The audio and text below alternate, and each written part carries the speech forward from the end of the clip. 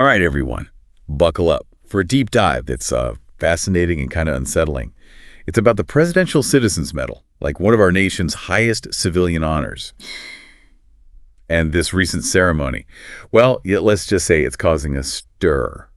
So hit that like button and subscribe because we're going to break it all down. Yeah.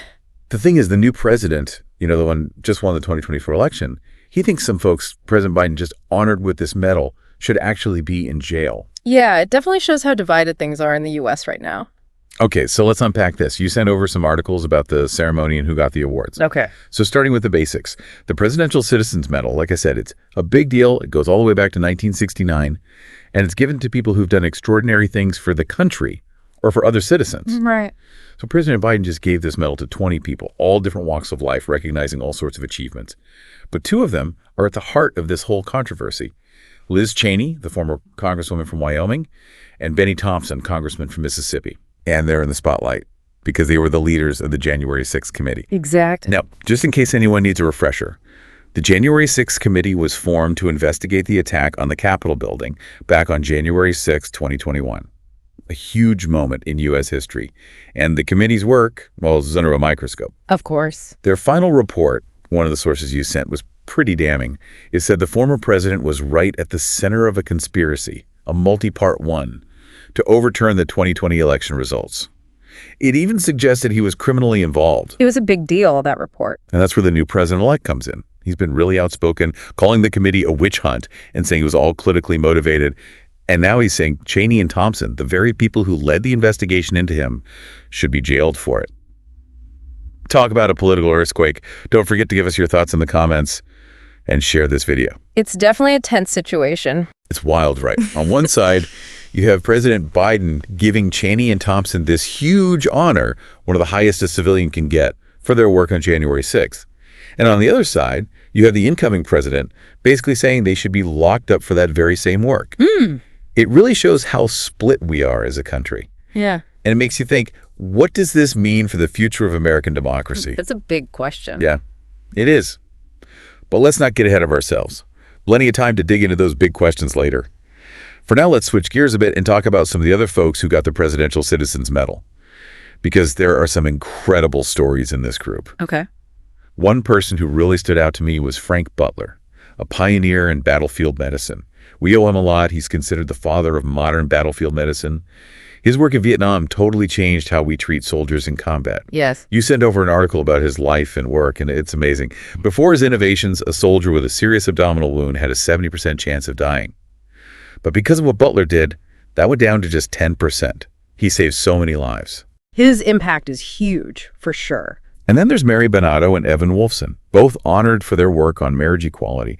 They were key in those legal battles that finally led to the Supreme Court ruling that made same-sex marriage legal across the U.S. Right. The dedication and perseverance, it made a huge social justice victory happen and changed the lives of so many LGBTQ plus Americans.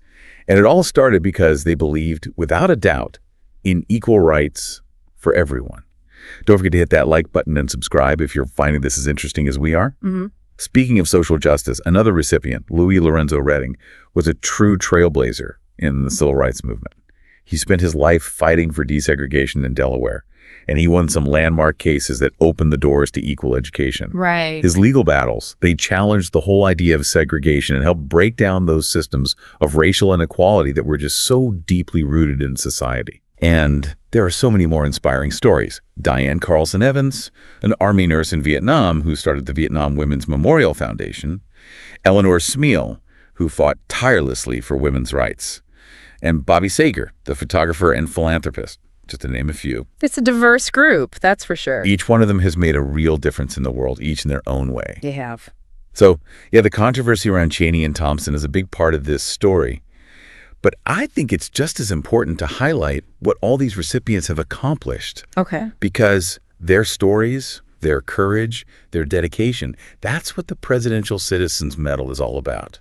And that's something we could all use a little more of, don't you think? I do. It's pretty amazing to think about how these folks have really changed things, We're talking about real, lasting impact, not just something you see on the news for a day and then forget about. Speaking of making history, though, we got to talk about the former lawmakers who got honored at this ceremony. Like Bill Bradley, he was a senator from New Jersey, had a long career in the Senate, worked on stuff like tax reform and health care. Oh, and before he got into politics, he was actually a pro basketball player for the New York Knicks. Talk about a guy with a range. Yeah, pretty diverse resume. Then there's Nancy Kassebaum, the first woman to ever represent Kansas in the Senate. A real trailblazer, she was honored. She served for 18 years, fought for things like better health care and education. And Carolyn McCarthy, another former lawmaker who was honored. She spent her whole career pushing for stricter gun laws after her husband was killed and her son was seriously hurt in a mass shooting on the Long Island Railroad. Her story is a powerful reminder of how devastating gun violence is and how important it is to prevent these tragedies from happening. It really is. All of these former lawmakers dedicated their lives to public service, They worked hard to make a difference for their constituents and for the whole country. Their commitment to making policies and tackling tough issues is something we should all admire. But getting back to all this controversy with the January 6th committee, it's kind of hard to ignore, right? It's pretty unsettling, to say the least, that the incoming president is talking about prosecuting the same people who were just given one of the highest civilian awards in the country. It really makes you wonder what's going on in America these days. It definitely raises some red flags. You mentioned their report says the former president was at the center of a plot to overturn the election results. What else did they find?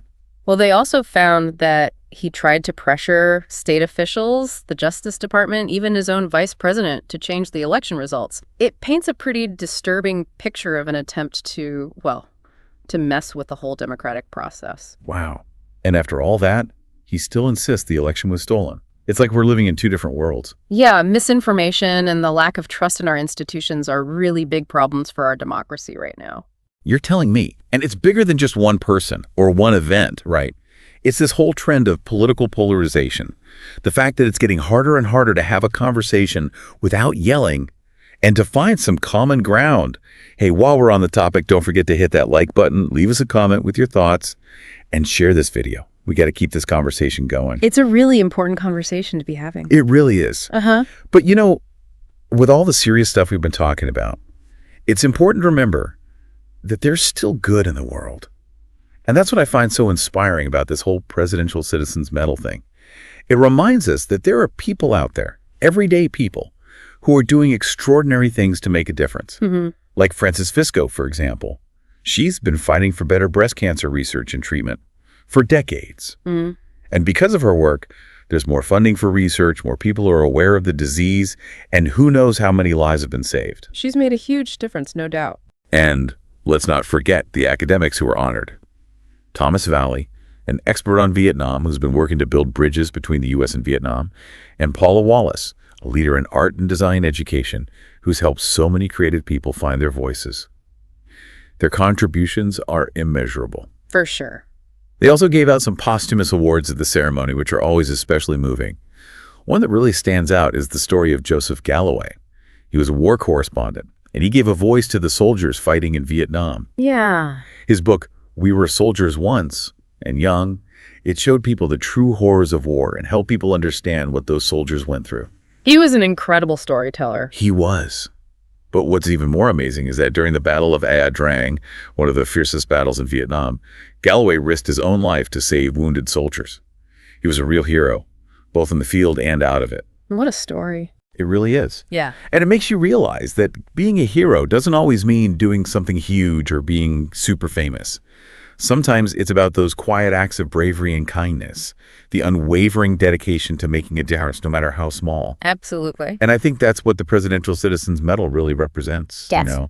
That spirit of service, that belief that we can all make the world a better place, and knowing that even when things are tough, there's always hope. It's a powerful message. It is.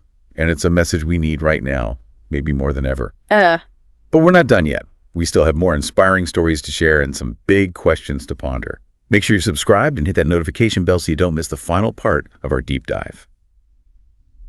And we're back for the last part of our deep dive into this Presidential Citizens Medal ceremony.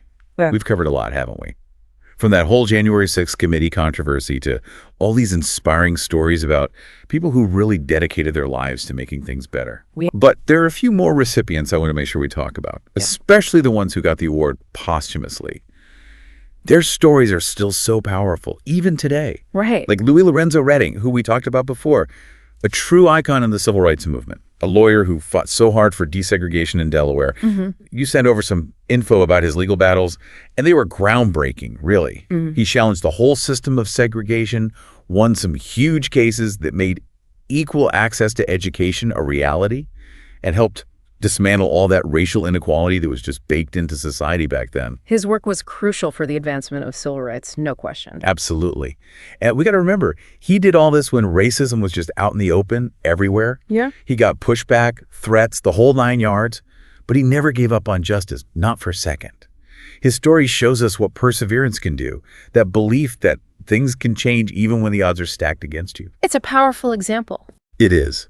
Another posthumous recipient whose story gets to me is Mitsuye Endo Tsutsumi. Yeah. She was one of those thousands of Japanese Americans who were wrongly imprisoned in those internment camps during World War II. Yeah. But instead of just accepting that, she fought back. She filed a lawsuit, went all the way to the Supreme Court to challenge those camps.